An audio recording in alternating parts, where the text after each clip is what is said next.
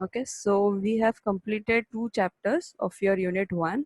We are just switching to your unit 1 chapter 3.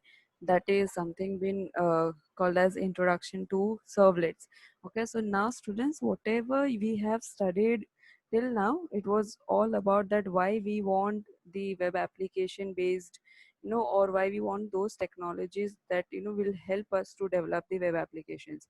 Okay, so the basic things we studied about how it is required and why it is required, and now we are going to learn about those technologies which we are going to use to develop our web applications.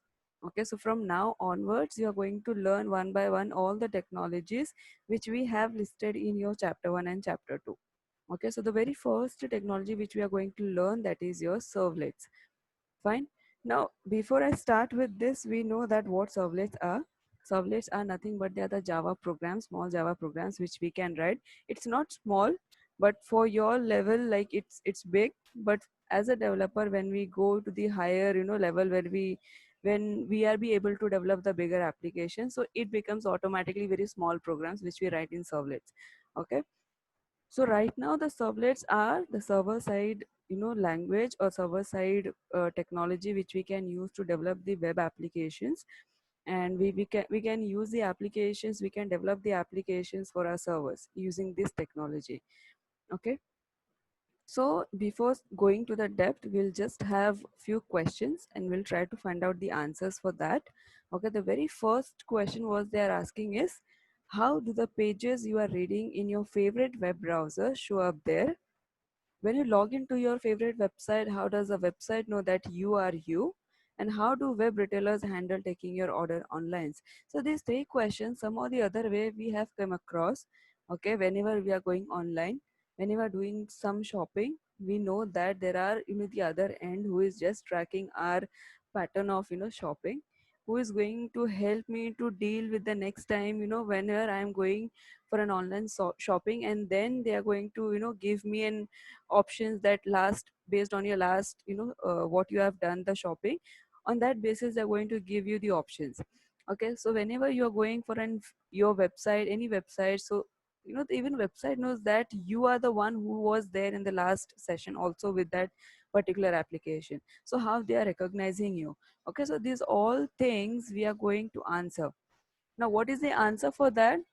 Those capabilities are possible because of the code which is running on servers behind the scenes, okay, which is going to interact with a client in a given session. It will help to access the stored information which is there in your database, and that is going to be done with the help of some procedure which is going to be getting executed between your client and your database. Okay, and sometimes it will also help me to have the dynamic information. Okay, and now here we have to understand that where servlet is going to come in the picture. See, we have a client. Okay, suppose we are a client and we are using some application using some interface. Maybe that interface has been developed in one of the scripting language which we already know, like your JavaScript, or you can say your HTML.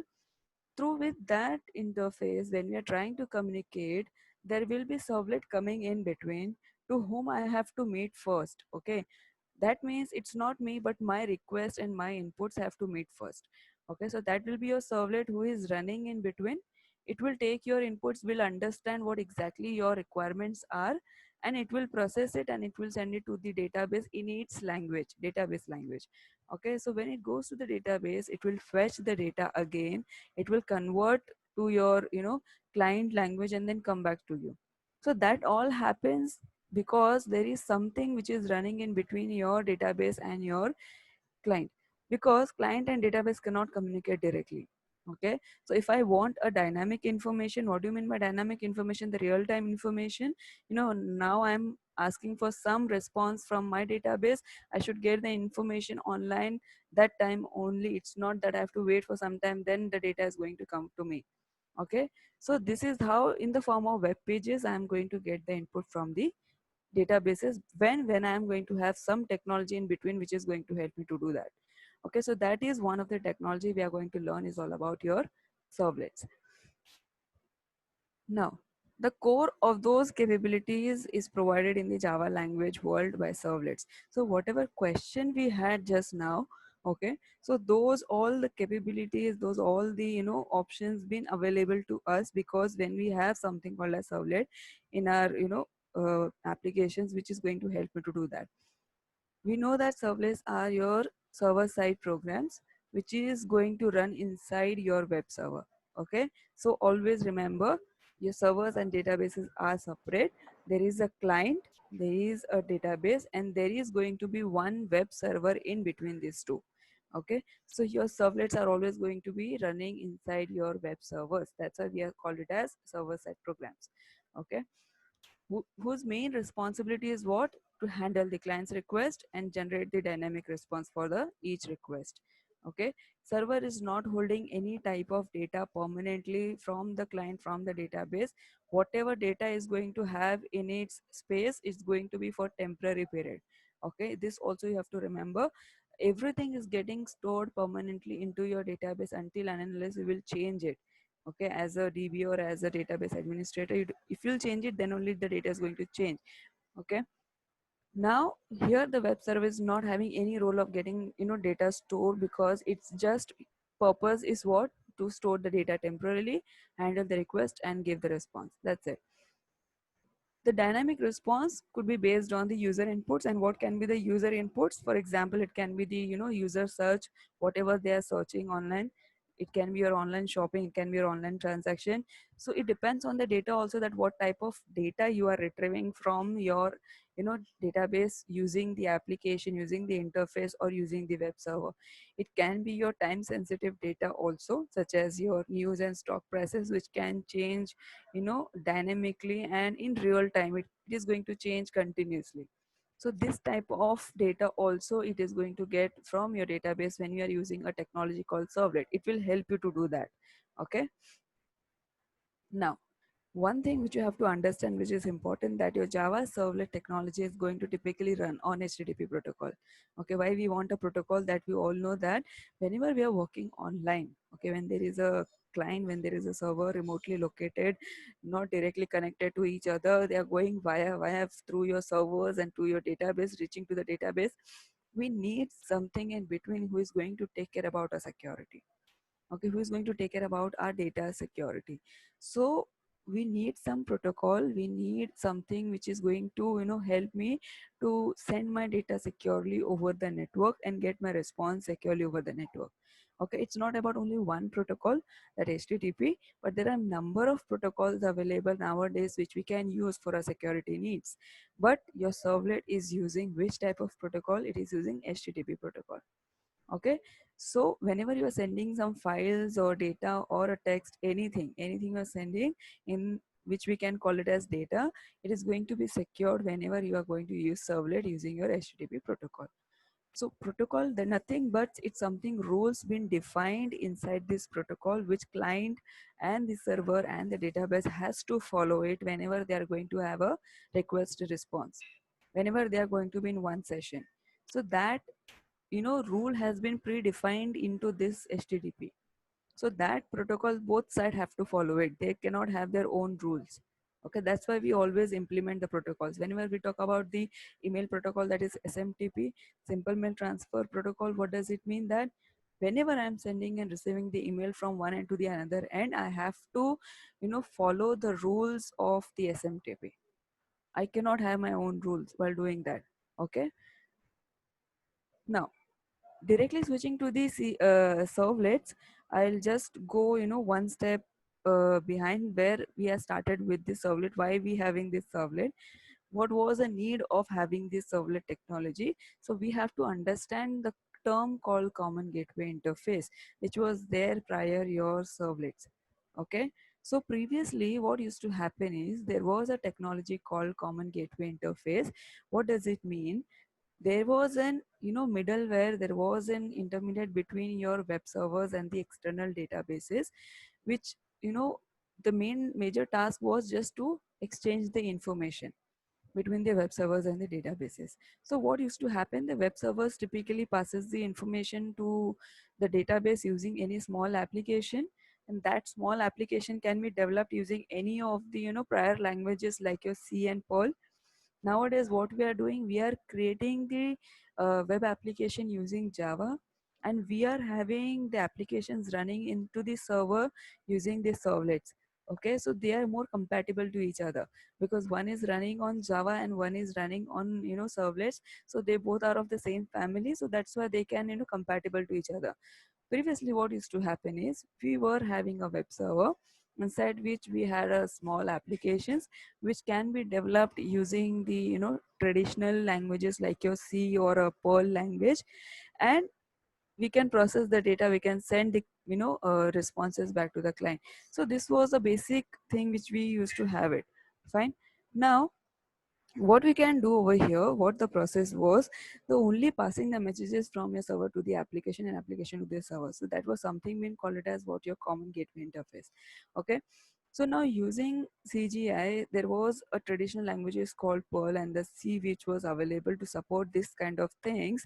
Okay, the only thing was that your C language or the Perl language was a platform dependent language. Okay, like your Java, unlike your Java, it was not platform independent. That was one disadvantage we had in your traditional languages. So that was one major thing for which we actually came out from CGI and we switched to the servlet. Otherwise the working was same. Okay, the working was like remotely we are sending the request and receiving the response. That was the same task which even the servlet is doing nowadays. But the thing is that only some or the other disadvantages what CGI used to have, the Java is not having right now. For example, the scalability, the robustness, or we can say that the platform independence, that's all not been provided by your traditional languages. So that's why we have switched to the servlet.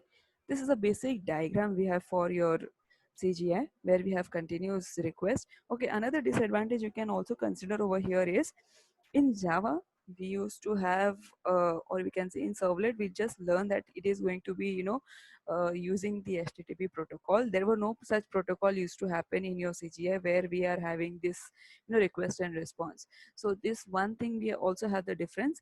So where we have a complete coming request going to the CGI shell where the applications are running, which will process my request going to the CGI program where my data are stored. So this is a basic task, similar task which servlet is also doing it, but some disadvantages we had in CGI. That's why we don't need CGI anymore. But still we can use the CGI for some or the other reason because it is very much easy when we try to develop some small applications. Okay, so whenever we try to have some scripting languages or shell script languages like your Perl or C, we can switch to the CGI also. It is going to definitely going to support me very well. Okay, so it is having a very well defined and supported standard. So it generally was written in either your Perl or a C, or it can use like any simple shell script languages which you are comfortable with. Okay, and previously it used to be like still also we are using the servlet for a web servers, but for an interface, for a client interface, still we are depending on the HTML or we can say the JavaScript. So there also in CGI, whenever I used to have a client interfaces, I can go to this HTML and I can develop some applications for my client. And it is also like one of the example and one of the area where it can be used best way, that can you can create the counters. Now counters means what, you have already you have already studied about the microprocessor and controllers. Okay, where we used to have a sockets and everything. So if you remember, you had a counter register where you used to have the counting of the events or the activities which used to happen in your circuit. So that is something we known as what counters. So developing such type of counters, you can actually use a CGI.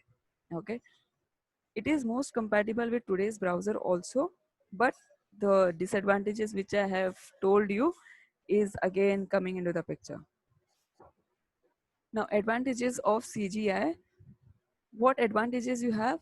Now the current task, or you can say the advanced task, whichever you want to perform it, it is going to support until and unless you feel that you don't need any protocol, until and unless you feel that you don't want the platform independence.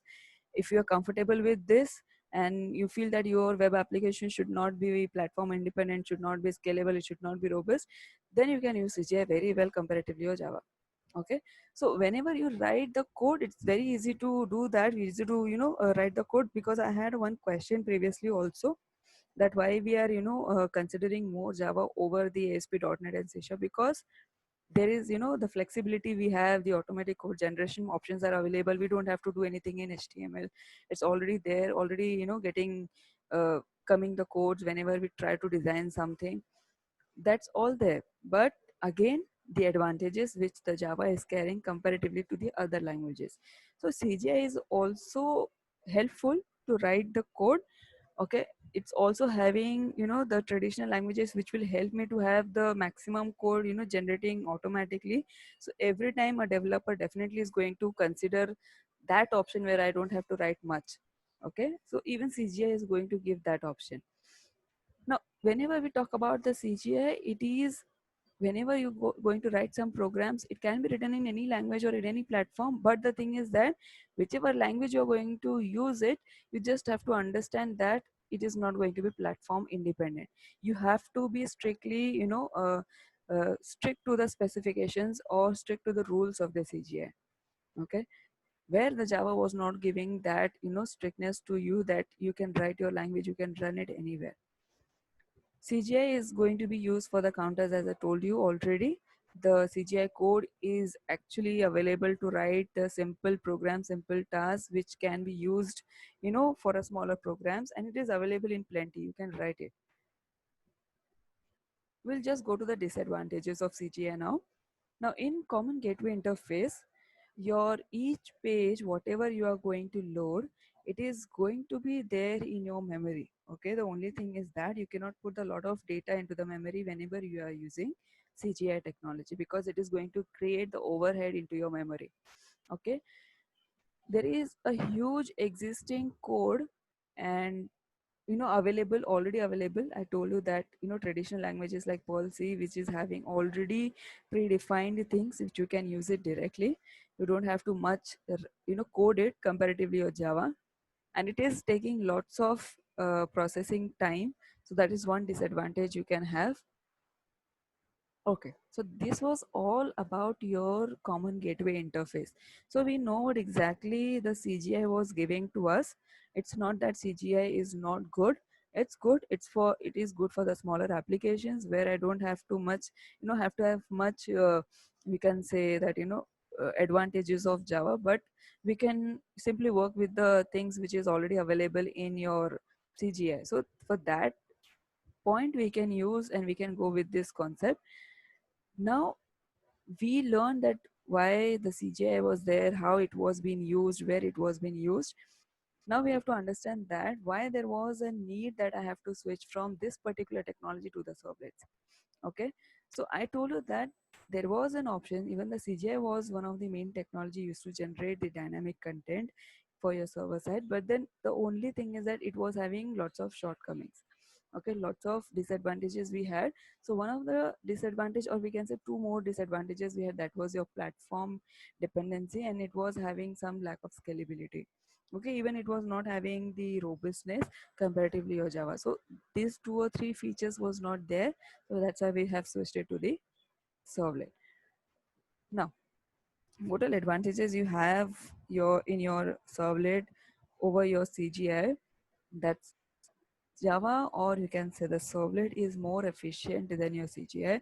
It's more convenient for doing the code or doing the coding or doing the programming. It's more powerful comparatively your CGI, because it is having lots of APIs and features as compared to your CGI. It is obviously portable because it is giving me an option of platform independence. That's why.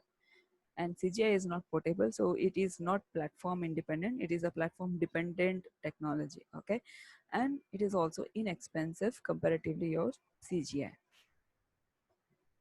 Now, when we talk about the servlet technology, again, whatever layers we have studied, okay, in the last chapter, we'll just revise it. What all three layers we had, that we had a presentation layer, we had an application layer, and we had a data layer. Okay, so when we see this diagram, students, we just have to think it into that way.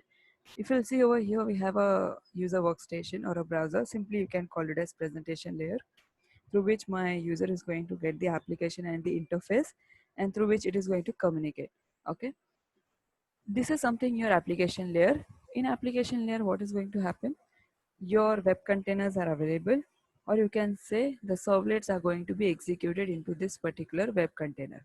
Okay, what is the role of this particular web container we are going to have over here is, it will first of all execute those technologies which is meant to develop the applications for the servers, like your servlet, like your JSP, which we are going to learn.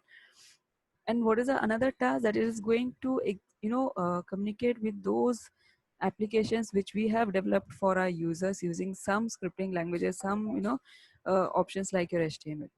Okay, and then finally you have a third layer called as a data layer, and that is something which is your database. Okay, now here you can say that even the CGI is going to remain as it is. Okay, the only thing which is going to change is what? The servlet is not going to get executed over here. You're going to have another technology like your Perl and C, the traditional languages. Whatever communication you are going to build, you're going to build with the help of your HTTP protocol. Okay, that we have to understand. If you send any request, I have an HTTP protocol. If you want to receive any response, I have an HTTP protocol. That means I have to fulfill, and I have to understand the specification which is providing by your protocol. Again, servlet is a server-side program. It is going to use HTTP while having request and response. Now, the most important thing, students, which we have to understand over here is, see, Java is something which is having number of things available into it. Okay, that one thing is your servlet. Now, whenever you start coding in your Java, okay, so how you're going to make understand to your Java program or a Java language that you want to use the features of servlets, or you want to integrate your servlet technology into your program. How you're going to make the program understand your language, understand that whatever you are writing or whatever you are going to code it, it is going to be for the web application, not for the client. Okay, so for that need, whenever we are going to write a Java code, I have to have one predefined class, that is something known as HTTP servlets. Okay, so what does it mean? See, if you remember, we studied about the AWT, okay, in your SY. So there we have, fine. So now here, what we are going to do is, we are going to have a two package, that is your Java servlet, javax.servlet.star and javax.servlet.http.star. I told you why we are using this. If I wanted to send a request being a client, okay, now whenever you are going to develop an application, students, what you're going to do is, you're also going to develop an application for your client, through which your client is going to request something. It never happens that client wants to request, so they have to develop their own application to communicate with the web server. It never happens that. Okay, so what as a developer we have to do? We are going to develop an application for a client. We are going to develop an application for our web server. We're also going to design a database. Okay, and we are just giving an option to a client that they can use the defined or a build application what we have developed as a developer. Okay, so now here, when we know that there is a something called request is going to come from a client through the application which we only provided. Okay, so getting that request from client side to the web server, we need one specified class, that is something known as HTTP servlet request. Okay, now for getting the request, we have a specified class for your servlet, which is going to get executed for your web server. To get the response from the database and sending back the response to the client, again, that sending only happens when we have some specified class in your program that you are going to write in your servlet, and that class is going to be your HTTP servlet response. Okay, now this request response happens in your session when you have a live session between your client and the database. Okay, so to create that session also, we have to have one specified class, that is your HTTP session. Understanding? So now we have studied four class. For creating servlet, we have HTTP servlet. For getting the request from client, I have HTTP servlet request class. For sending the response to the client, I have a HTTP servlet response class. And to be alive on the session where I'm going to have all this communication is HTTP session. Okay. Now, why we need a servlet? It's a lot of advantages we have. Like if you have a servlet which you are going to load it once in your memory, it is like one time investment you're going to have. Just load it once, you're going to run number of times thereafter from the memory. Okay. Servlets are completely dependent on a thread, so it is running as a threads in your program. It is like one of the powerful object oriented, abstraction or a technology for your HTTP. We know that HTTP is a protocol which servlets are using to have that request response communication. Servlets are portable because obviously it is allowing me to have a, execution in multiple web servers and the platforms. It is very simple in design and to implement. It's very much tightly integrated with web servers, but obvious we are developing the applications using this technology for our exclusively to our web servers. It is more efficient than your previous technologies available to handle your client request. It is running within the JVM because it is, having that bytecode conversion, and that's why it is more secure. It is obeying all the rules of the standard APIs of Java. It is processing the request and returning the response in the form of HTML pages. Okay. It is also been considered as a good replacement of CGI because of so many advantages like your robustness and scalability, platform independence. It is residing into the web server where they have a good code security. Okay. Now I think this is like one of the last topic I have, that is difference between your CGI. I'll just quickly go through with this. So now we will talk about the servlet and CGI. Servlets are portable, as we know that, and CGI is not portable. It is going to handle by lightweight Java thread. Here the thread is not there in the picture in CGI. It's all about your OS processes. Data sharing is possible in servlet, which is not there in your CGI. It is directly linking to the web server. It is not going to link directly to your web server. It has to go through the shells, script shells. Okay. Here, session tracking and caching of previous sessions or computations, whatever you have performed, is very easy to track in servlet, where it is not possible in your CGI because we cannot overload our memory. It is not going to, put the data into the cache memory for a longer time, and it is not going to even hold the larger data like your servlets. Okay, so session tracking and caching is also again is not been performed, that effortlessly like your servlet. Now we go through with one basic structure of your servlet. This is like even not 0.5% of what you're going to learn in your practical. Okay. So now here, if I'll tell you, we know that we have to import two things mandatorily, which we studied just now.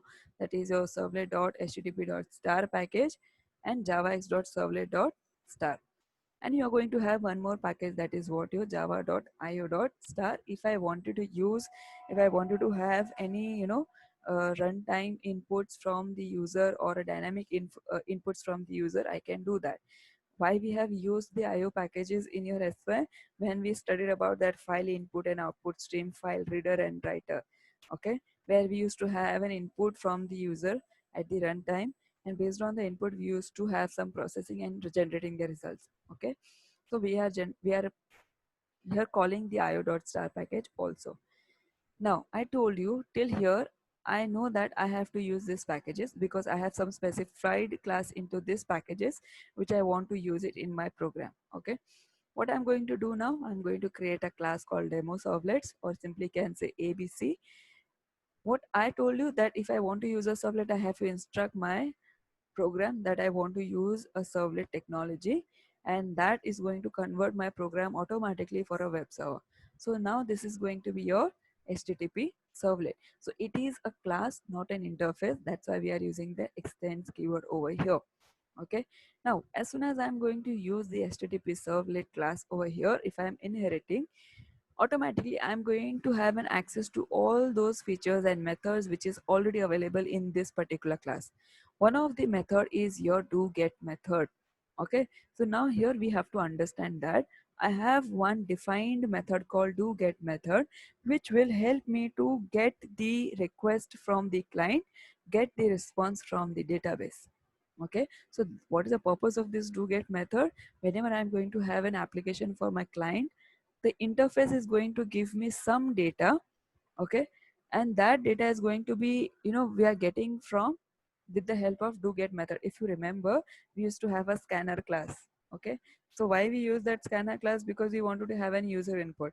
Okay, and that user input is going to be fetched when we are going to use some predefined method inside that scanner. For example, next int method. Okay, next double method, or simply can say next method. So what the methods are doing and helping me to get the request from the client, what they're going to give the inputs. So here that work is going to be done by your doGet method. Now inside your doGet method, you have to write two things which we know already, that is your HTTP servlet request and HTTP servlet response. What is going to happen over here? I have to create an object of these two classes which will help me in my program, after what I'm going to write it. So HTTP servlet request is responsible to get the request from the client. HTTP servlet response is to generate the response and giving back it to the client. Okay, so we are calling this every time inside your doGet method. And always have an habit to have an exception. We know that we have studied about the whole exception chapter. We can have our user defined exception also, predefined exceptions also, where we thought that, using having this kind of online programs where there is a possibility of getting the exceptions, I can write the defined exceptions also, so that, the program is not going to get out of it. It's not like that it is not going to give me any output to the client.